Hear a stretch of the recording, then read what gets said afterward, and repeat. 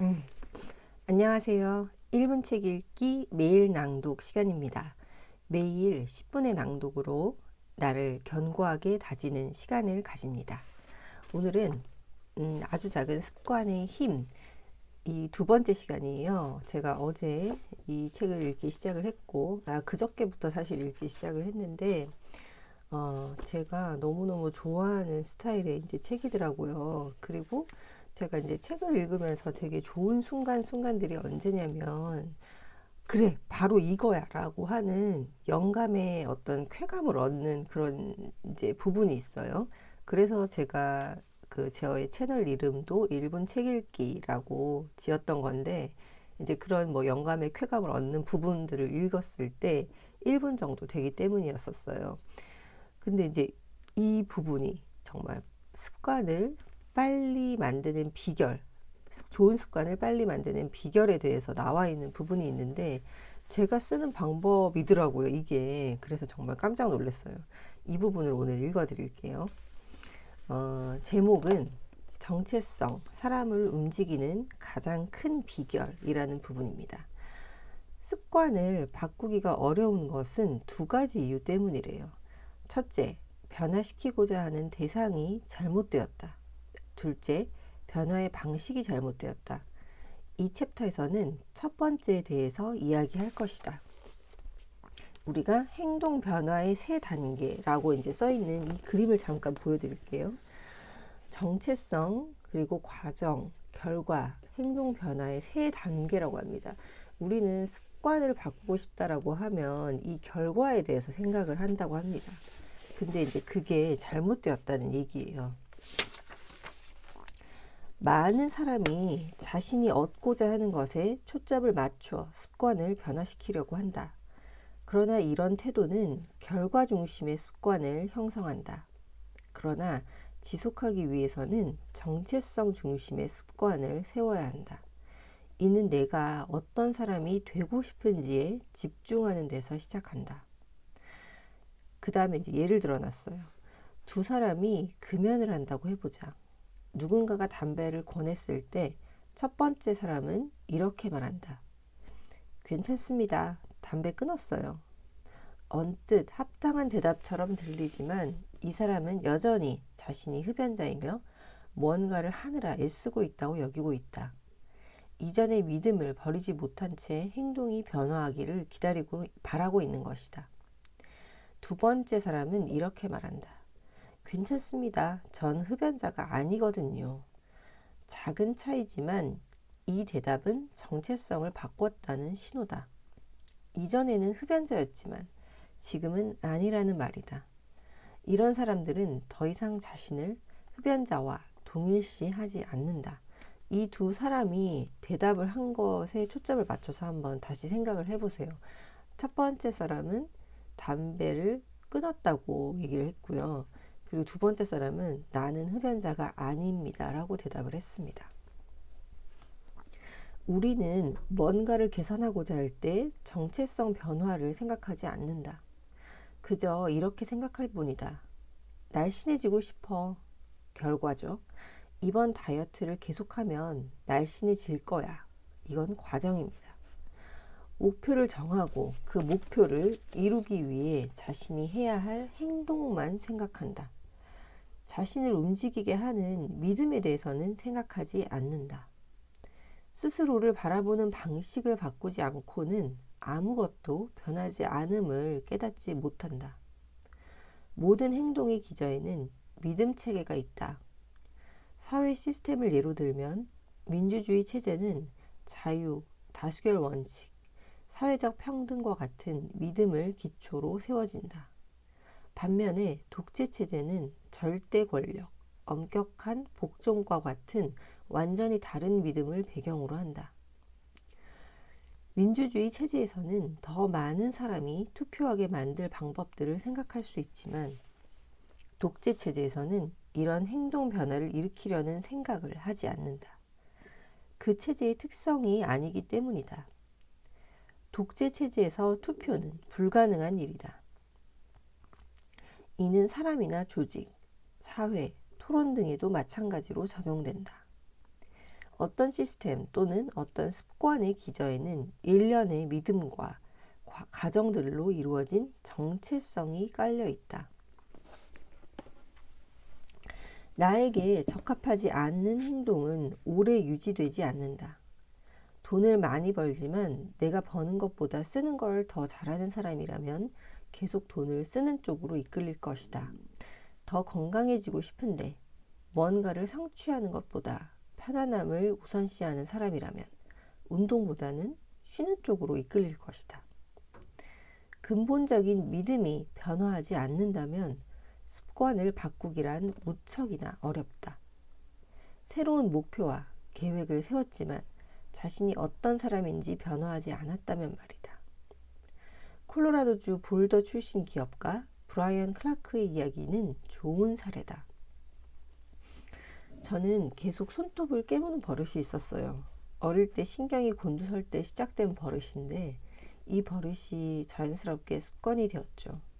결국 손톱이 조금 자랄 때까지는 물어뜯지 말자고 결심했어요. 의지만으로 겨우 해냈죠. 그러다 클라크는 놀라운 일을 하게 되었다. 아내에게 처음으로 네일숍에 가보자고 했어요. 손톱 관리에 돈을 쓰기 시작하면 물어뜯지 않을 거라고 생각한 거죠. 그 생각은 맞았는데 금전적인 이유 때문만은 아니었어요. 매니큐어를 칠한 손톱들이 꽤 근사해 보였던 거예요. 또 물어뜯지만 않는다면 제 손톱이 정말 건강하고 매력적이라고 네일 아티스트가 말해줬거든요. 갑자기 손톱에 자신감이 생겼죠. 이번에는 한 번도 생각해보지 않았던 뭔가가 생겨난 거죠. 그게 모든 걸 바꿔놓았어요. 전 그 뒤로 손톱을 물어뜯지 않아요. 초조함이 극에 달한 순간에도요. 적절히 관리된 손톱에 자부심을 갖게 되었기 때문이죠. 본질적인 동기가 최종적인 결과로 나타나는 것은 습관이 정체성의 일부가 될 때다. 나는 이런 것을 원하는 사람이야 말하는 것은 나는 이런 사람이야 라고 말하는 것과는 매우 다르다. 자신이 어떤 모습에 자부심을 가질수록 그와 관련된 습관들을 유지하고 싶어진다. 머리 스타일에 자부심이 있다면 그 스타일을 유지하기 위해 머리를 관리하는 온갖 습관을 갖게 된다. 이두박근 크기에 자부심이 있다면 상체 운동을 빼먹지 않을 것이다. 자신이 짠 목도리에 자부심이 있다면 매주 뜨개질을 하는 시간이 늘어날 것이다. 일단 뭔가와 관련해 자부심이 생기면 이를 위한 습관을 유지하려고 필사적으로 애쓸 것이다. 진정한 행동 변화는 정체성 변화에 있다. 우리는 무언가가 되고 싶어 그와 관련된 습관을 시작한다. 하지만 그 습관을 꾸준히 해나가는 건 오직 그것이 자기 정체성의 일부가 될 때뿐이다. 이 부분이 굉장히 중요한 말인 것 같아요. 이 습관을 계속해 나가는 어떤 원동력이 되는 것은 그게 자기 정체성이 될 때뿐이라고 얘기를 하고 있습니다. 난 뭐뭐 하고 있는 사람이야 라고 자기 스스로가 느끼고 믿어야 된다는 거예요. 저를 예로 들면 나는 매일 낭독 연습을 하는 사람이야 라고 저는 처음에 시작할 때부터 그냥 생각을 해버립니다. 그렇기 때문에 이게 계속 동기부여가 돼서 나의 어떤 일부가 된 거죠. 누구든 한두 번쯤 체육관에 가거나 건강한 음식을 먹을 수 있다. 하지만 그 행동 뒤에 자리한 믿음이 변화하지 않는다면 장기적으로 그 변화가 유지되기 힘들다. 변화는 나라는 사람을 구성하는 특성의 일부가 되기 전까지는 일시적일 뿐이다. 목표는 책을 읽는 것이 아니라 독서가가 되는 것이다.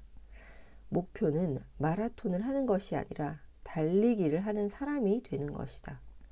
목표는 악기를 배우는 것이 아니라 음악을 하는 사람이 되는 것이다. 우리가 하는 행동들은 대개 각자의 정체성을 반영한다. 우리는 의식했든 의식하지 않았든 자신이 어떤 사람인지 스스로가 믿고 있는 대로 행동한다. 연구에 따르면 사람들은 자신이 어떤 유형의 사람이라고 믿을 경우 그 믿음과 일치하는 방향으로 행동하는 경향이 있다고 한다. 예를 들어 투표를 스스로 투표하는 사람이라고 믿으면 단순히 투표라는 행위를 해야겠다고 생각하는 사람보다 더 많이 투표하는 경향이 있다. 자신의 정체성에 운동하는 사람을 집어넣은 사람은 일부러 운동해야겠다고 결심하지 않는다. 자신의 정체성에 맞는 일을 실행하기는 쉽다. 그래서 행동과 정체성이 완전히 조화를 이루면 더 이상 행동 변화를 추구하지 않아도 된다. 이미 스스로를 그렇다고 믿고 있는 유형의 사람처럼 행동하기만 하면 된다. 습관 형성과 관련된 다른 모든 측면들처럼 이 역시 양날의 검이다. 이것이 나를 위해 작용하면 그 변화는 자기 개발에 강력한 추동력이 된다. 이것이 나와 반대로 작용하면 저주가 될 수도 있다. 일단 어떤 정체성을 수용하면 그에 따라 변화가 이루어지기 쉽다. 많은 사람이 스스로 인지하지 못한 상태에서 자신의 정체성이라고 생각하는 규범을 맹목적으로 따르며 살아간다. 다음 아래에는 부정적인 어떤 정체성을 가지고 있는 어떤 예시가 나와 있어요. 난 지시받는 게 끔찍하게 싫어. 난 아침형 인간이 아니야.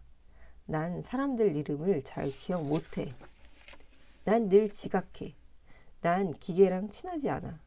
난 수학을 정말 못해. 이 밖에도 수천 가지 다양한 유형이 존재한다. 수년 동안 스스로에게 한 가지 이야기를 반복해서 들려주면 어느새 익숙해져서 이를 사실로 받아들이기 쉽다. 그러면서 어떤 특정한 행동에 그 일은 나답지 않아 라면서 저항하기 시작한다. 자아상을 유지하기 위해 스스로를 압박하고 그 믿음에 부합하는 방식으로 행동하는 것이다. 자신이 아닌 것, 자신과 반대되는 것을 피하려고 한다. 자신의 성향과 관계된 어떤 생각이나 행동이 심화될수록 그것을 바꾸기는 더욱 어려워진다. 자신의 문화적 믿음, 자아상을 지탱하는 일을 하는 것은 설령 잘못된 것일지라도 일단은 믿는 게 편안할 수 있다. 개인이든 집단 또는 사회든 긍정적인 변화를 가로막는 가장 큰 장벽은 정체성 갈등이다. 좋은 습관들이 합리적으로 느껴질 수는 있지만 자신의 정체성과 대립한다면 행동으로 옮기지는 못할 것이다. 어느 날 너무 바쁘거나 지치거나 부담되어서 또는 수백 가지 다른 이유로 우리는 습관을 유지하기가 힘들어진다. 하지만 장기적으로 그 습관을 유지하지 못하는 진짜 이유는 자신의 자아상과 반대이기 때문이다. 이것이 어떤 한 가지 모습의 정체성에 집착하면 안 되는 이유다. 자신이 바라는 최고의 모습이 되려면 자신의 믿음들을 끊임없이 편집하고 자기 정체성을 수정하고 확장해야만 한다. 여기에서 해야 할 중요한 질문이 있다. 우리의 믿음과 세계관이 우리가 하는 행동에 중요한 역할을 한다면 그건 애초에 어디서 나온 것일까? 어떻게 그런 자아상을 형성한 것일까? 어떻게 우리를 방해하는 정체성의 조각들을 점차적으로 지워나가고 우리에게 도움이 되는 새로운 정체성을 만들 수 있을까? 오늘은 여기까지입니다. 여러분은 어떤 사람입니까? 어떤 습관들을 가지고 싶으신가요? 그러면 나는 어떤 사람이다 라고 생각을 한번 해보시기 바랍니다. 오늘은 목요일, 즐거운 목요일이에요. 여러분, 오늘도 10분 낭독의 시간을 들어주셔서 감사합니다.